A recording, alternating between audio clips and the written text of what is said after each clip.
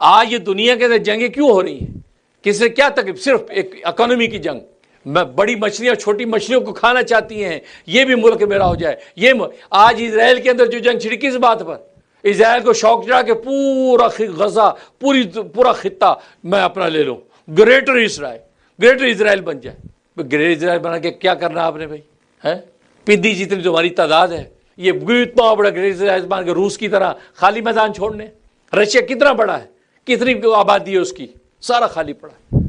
यहाँ उल्लू बोल रहे हैं, वहां पे इतनी अकल नहीं है, ये सारे उल्लू बोल रहे हैं। जितनी तुम हो वो अभी भी तुम्हारी जगह उससे बहुत बड़ी है। खुदा को शुक्र करो, दुनिया में अमन रखो और अपनी जिंदगी गुजारो। कौन सा हमेशा रहना है? लेकिन नहीं, ये हिर्स, ये कौन बस ये खित्ता मेरा, ये गजा मेरा, ये फलस्तीन मेरा, वो ग्रेटर इजराइल, मुझे खैबर तक जाना है। भाई तुमने कौन सा क्या तीर मार लेना भाई? आज 2000 साल से तुम कोई तीर नहीं मार सके, अब क्या तीर मारोगे?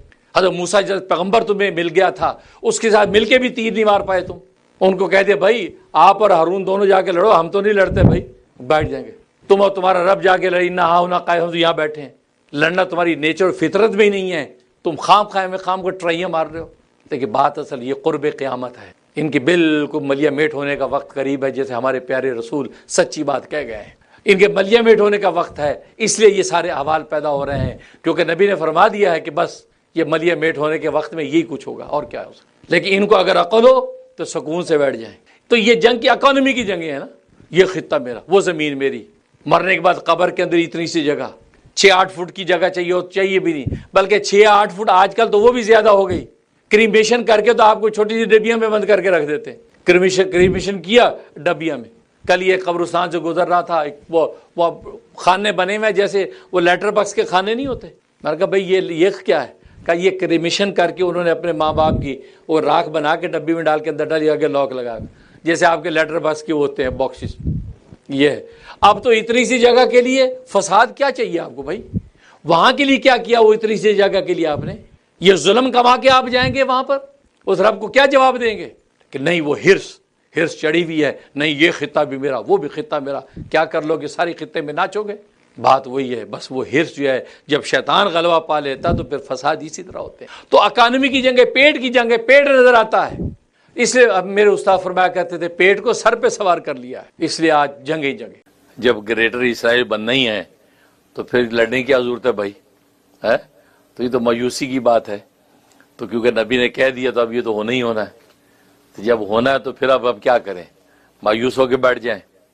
ये तो होगा ही होगा। तो भी अगर ये बात है तो मरना तो है ही है ना, मरना ही है ना। ये तो डेफिनेट, इससे ज्यादा हटल हकीकत तो कोई नहीं है। तो मरना हर एक ने, तो मरने से बचने की कोशिश क्यों करते हैं? फिर मरने से बचने की कोशिश क्यों करते हैं?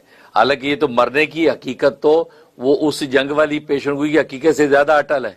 लेकिन जैसे मरने के कोई हालात पैदा हो तो भागते हैं हम, जान बचा भी क्यों? और जब मरना ही है तो क्या कोशिश करनी है? मर जाओ भाई, है क्यों जान बचाते हैं? आप वो एक चूंटी भी जान बचा के भागती है। चूंटी सोचती मेरी भी जान है भाई। तो कोई ऐसी जानदार चीज नहीं जो अपनी जान बचाने की ना भागे। जबकि इंसान को तो अल्लाह ने शोर दे दिया कि मौत को अटल हकीकत करार दिया है, तो हम फिर मौत से बचने की कोशिश क्यों करते हैं? जब मौत से बचने की कोशिश करते हैं तो अगर नबी पाक सल्लल्लाहु अलैहि वसल्लम ने एक पेशेंट को बयान किया है, जैसे आप कह रहे हैं किसी स्कॉलर के क्लिप के अंदर ऐसा सुना है, तो लिहाजा मायूसी पैदा होती है। उससे पहले तो आपको मौत के तस्वुर से मायूसी पैदा होनी चाहिए। आप दुकान भी बंद कर दें, दफ्तर भी बंद कर दें, कारोबार बंद कर दें, मरना है यार, दफा करो, करना क्या है? कब मरना पता नहीं यार, शायद कल ही ना मर जाऊं। क्या करना है? ये 20 साल पुराना 20 साल लंबा जो मनसूबा बनानी, कोई नहीं करता। कोशिश हर बंदा कर रहा है। ठीक इसी तरीके से नबी पाक सल्लल्लाहु अलैहि वसल्लम ने फरमा दिया कि ये जो जैसे आप कह रहे हैं, वो स्कॉलर कह रहे ग्रेटर इसराइल बनना है और अरबों पर तबाही आनी है। लेकिन यह कि पहली बात तो यह कि जैसे अगर डेफिनेटली ऐसा होना है तो कोशिश से तो मना नहीं किया गया, कोशिश से तो मना नहीं किया। जैसे मौत डेफिनेट आनी है, कोशिश जान बचाने की सारे करते हैं, बल्कि खुद कुरान और सुन्नत भी तरीके बताते हैं जान बचाने की। मरीज है तो दवा खाओ, है, और हर बीमारी की दवा भी है, दवा खाओ, इलाज करो, अपनी जान बचाने की कोशिश करो। ठीक, पहली बात। और दूसरी बात यह है कि नबी पाक सल्लल्लाहु अलैहि वसल्लम जो फरमाया वो तकदीर मुबर्रना तकदीर मुअल्लक हो, यानी मशरूत हो। मशरूत हो, मशरूत का मतलब क्या है? बल्कि मेरा ख्याल तो ये कि मशरूत ही है वो देखो तकदीर दो तरह की, एक तकदीर है मुबर्रम अटल, जैसे मौत है, ये तकदीर मुबर्रम ये तो हो के रहनी है। एक होती तकदीर मुअल्लक जो आसमान जमीन के दरमियान लटकी रहती है? मसलन जंग है, जंग के बारे में लिखा होता है ये दो लश्कर जब लड़ेंगे तो जो ज्यादा बहादुरी से लड़ेगा उसको फतह मिल जाएगी, जो बहादुरी से नहीं लड़ेगा वो शिकस्त खा जाएगा। मरीज है, ये अगर सही नुस्खा इसे इस्तेमाल कर लिया, दवा खा ली तो सेहतमंद हो जाएगा, नहीं खाए तो बीमार रहेगा। इसको कहते हैं तकदीर मुअल्लक, ये लटकी रहती है। सही तबीब के पास सही दवाई खा ली, अल्लाह उसको शिफा दे देते हैं, सही दवाई ना खाई तो बीमारी और बढ़ जाती है। ये तकदीर मुअल्लक होती है।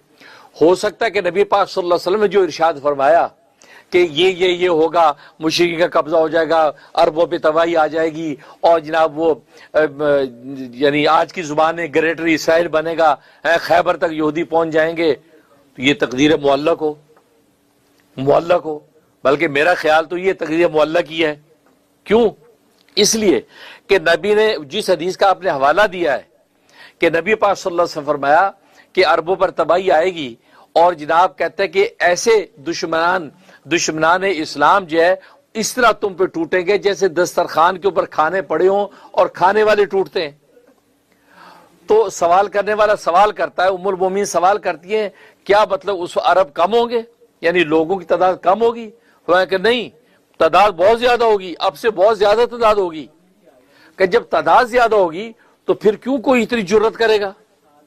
तो आपने फरमाया कि असल में इनमें वाहन पैदा हो जाएगा, वाहन, वाओ हा छोटा हा और नून, वाहन पैदा हो जाएगा। तो सवाल किया गया वाहन क्या चीज है? आपने फरमाया हुब्बु दुनिया व कराहितुल मौत, दुनिया की मोहब्बत पैदा हो जाएगी और मौत से डर पैदा हो जाएगा। ये दो चीजें पैदा इनके अंदर हो जाएंगी जिसकी वजह से ये कमजोर पड़ जाएंगे, तादाद ज्यादा होने के बावजूद। नतीजा ये कि दुश्मन पे गालिब आ जाएगा। ठीक, अब मैं ये कहता हूं, हो सकता है अहले इल्म की कोई और राय हो और अहले इल्म अपने हिसाब से तशरीह करते हो, लेकिन मेरी नाक़िस राय यह है कि यहां पर नबी पाक सल्लल्लाहु अलैहि वसल्लम ने ये इन अरबों की या मुसलमानों की शिकस्त को मशरूत किया वाहन के साथ। उनमें वाहन पैदा हो जाएगा तो ये चीज पैदा हो जाएगी। अगर वाहन का इलाज हो गया, वाहन पैदा ना होने दिया और उसकी बजाय दलेरी पैदा हो गई, दुनिया की मोहब्बत को काट दिया है और इसी तरीके से मौत से टकराने का जज्बा पैदा कर लिया, तो फतह शकीस फतह से बदलेगी कि नहीं? तो नबी तो ये फरमा रहे। तो चूंकि मशरूत, क्योंकि सबब के साथ जब कोई चीज बयान की जाए तो सबब ना रहे तो फिर हुक्म बदल जाता है। ठीक है ना? अब जैसे नबी पाक सल्लल्लाहु अलैहि वसल्लम ने गज़वा उहद में फरमाया था, देखो इस घाटी के ऊपर ये 55 सहाबा को, तुम इसके ऊपर बैठ जाना और तुमने ये जगह नहीं छोड़नी। ईमान है कि हमारे जिस्मों के चीथड़े उड़ जाएं, हम कत्ल हो जाए, टुकड़े टुकड़े हो जाए, लेकिन तुमने ये जगह नहीं छोड़नी। कहा था, क्या मतलब था कि इस जगह पे बैठे रहना, हमारे साथ कुछ भी हो, शकीस तो फतह, आपने ये नहीं छोड़ना। इसका मतलब क्या था कि फतह जो है, फतह ये उस हुक्म के साथ मशरूत थी। अगर वहां टिके रहते वो तो ओहद की फतह शिकस्त में ना बदलती, लेकिन उन्होंने ये देखा कि वो जबरदस्त फतह हुई है, ये तो कुफार सारे के सारे धकेल दिए गए और माल गनीमत का ढेर लग गया। अब उन्होंने अपने अमीर के साथ कहा कि जी, नबी के कहने का मतलब तो ये था कि भी जो अगर वो फतह शकीस्त हो तो ना छोड़े, मुकाबला कर। यहां तो फतह हो गई, मुझ तो वैसे भाग गया, अब हमारा यहां क्या काम है, माल गनीमत लूटते। तो अमीर ने कहा नहीं नहीं, नबी ने फरमाया कि नहीं, यहां से हिलना नहीं हमें। वो कहता नहीं, इख्तलाफ हुआ, उतर गए लोग, उतर के माल गनीमत जो है वो जमा करने लग गए। नतीजा क्या हुआ, वो खालिद बिन वलीद उस वक्त तक रजी अल्लाह तआला नहीं थे, मुसलमान नहीं हुए थे। उन्होंने जब देखा कि वो जो मेन दर्रा खाली हो गया है, उन्होंने वहां से पीछे से दोबारा वापस आ गए और उधर से आए। जैसे अब वो जो सहाबा मौजूद थे चंद एक, उन्होंने मुकाबले कोशिश की, उन्होंने सबको तहते कर दिया क्योंकि इनफ तादाद नहीं थी। लिहाजा मुसलमान जो वो माले गनीमत जमा करने में लगे हुए थे, वो जब पीछे खालिद बिन वलीद का लश्कर आया और जो कुफार उधर भाग गए थे, उन्होंने जब पलट के देखा कि पीछे से खालिद बिन वलीद लश्कर लेके आ गया, वो भी वापस आ गए। दो तरफ से हमला और बीच में मुसलमान थे। इतना गुमसान की जंग हुई कि मुसलमानों की फतह शिकस्त से बदल गई। इवन खुद रसूलुल्लाह सल्लल्लाहु अलैहि वसल्लम के ऊपर जो है ऐसा जोरदार वार किया गया कि आपकी खोद की जो वो सारी कड़ियों से तलवार आपकी यहां तक पहुंच गई, नेजा मारा यहां तक, अंदर तक जो है वो घुस गई। और जिस साहबी ने वो निकालने की कोशिश की उसके 9 दांत टूट गए और खून का फवारा फूट गया आप चेहरा अनवर से, आपके 2 दांत वाली शहीद हो गए और आप गड्ढे के अंदर जाके गिरे। तो गोया कि देखो, तो नबी ने कहा था ये नहीं छोड़ना, तो आपने मशरूत कर दिया था कि ये अगर तुम मजबूत रखोगे तो फिर फतह फतह रहेगी। तो देखो वो जब चीज छूटी, शर्त हटी, तो हुक्म बदलेगा कि नहीं? बिल्कुल इसी तरीके से नबी ने जो इरशाद फरमाया कि ग्रेटर इसराइल जैसे लोग कह देते बनेगा, है बहुत से स्कॉलर कहते हैं बन जाएगा और वहां तक आ जाएंगे, खैबर तक फतह हो जाएगी, ये हो जाएगा, वो हो जाए। भाई मैं ये कहता हूं कि नबी ने इसकी इल्लत बयान की है, वाहन बयान किया है कि अगर वाहन अगर पैदा हो गया और पैदा हो जाएगा वाहन, लिहाजा इस वजह से ऐसा होगा। लेकिन अगर आज उम्मत अपनी इस्लाह कर ले कि वाहन पैदा ना होने दे और कहे कि नहीं भाई ये इस वजह से हमें ये कमजोरी आएगी, नहीं, हम हुब्बे दुनिया को ठोकर मारते हैं और हम जो है वो मौत को गले लगाने को तैयार हैं, निकलते हैं, तो फतह शकीस फतह में बदलेगी कि नहीं? हुक्म बदलेगा कि नहीं? तो कोई आगे नहीं बढ़ सकेगा। नतीजा क्या होगा कि अल्लाह तबारक व तआला मुसलमानों को फतह देंगे। तो नबी ने ये जो फरमाया, ये जो तकदीर मुअल्लक भी तो हो सकती है कि अगर आपके अंदर वहन पैदा ना होने दिया जाए, वाहन की आप इस्लाह कर लें, तज़किया कर लें और जब वो अल्लाह के सरशार मुजाहिद बन जाएं, तो कोई माई का लाल इंशाअल्लाह आगे नहीं बढ़ सकेगा, फिर बैतुल मुक़द्दस आजाद होगी। तो ये भी तो हो सकता है। लिहाजा मेरी नाक़िस राय यही है कि अल्लाह नबी की उम्मत को इतना रुस्वा नहीं होने देगा इंशाअल्लाह कि जो वो मक्का मदीना तक जो वो पहुंच जाए, फतह हो जाए। अब वो अलग बात है, खुरूज दज्जाल के वक्त में अलग अलग अहवाल बयान किए जाते हैं, लेकिन इस वक्त जो सूरत हाल, अब फिर दूसरी बात कि इस वक्त जो सूरत हाल पेश आ रही है दुनिया, जरूरी नहीं कि ये वही सूरत हाल हो जिसका नबी जिक्र कर रहे हैं, जरूरी ये नहीं कि वही सूरत हाल जिसका नबी जिक्र कर रहे हैं। क्योंकि आपको पता है जब तातारियों ने हमला किया था बगदाद पर, तो लोगों ने सोचा था क़यामत आ गई, अब दुनिया खत्म हो गई, क्योंकि देखो मुसलमानों के ये खोपड़ियों के मीनार बन रहे हैं। उस वक्त क़यामत का तो फतवा दे दिया था उलमा ने जब तातारी आए थे। तातारियों को कई सौ साल गुजर गए, कोई क़यामत नहीं आई है। लोग ये सोचते थे अल्लाह की अब आने वाली है, खत्म हो गया। दूसरी जंग अजीम हुई थी, लोगों ने कहा बस दुनिया खत्म हो गई, बस अब इसके बाद दुनिया ही नहीं, क़यामत आ गई। कुछ भी नहीं, दूसरी जंग अजीम के बाद कितने सौ साल गुजर रहे हैं। अब इसी तरीके से हो सकता है, ये जैसे आप जान बचा के भागते हैं, तो कोई आपको कहे यार क्यों जान बचा के भाग रहे हो, मौत तो आनी है, मरना नहीं। कहते यार जरूरी नहीं कि अभी मरना हो, मैंने हो सकता है 20 साल बाद मैंने मरना हो सकता है मैं 20 साल बाद मरना हो, ज्यादा मैं अपनी तदबीर तो करूं बचने की, तभी तदबीर करता ना बंदा।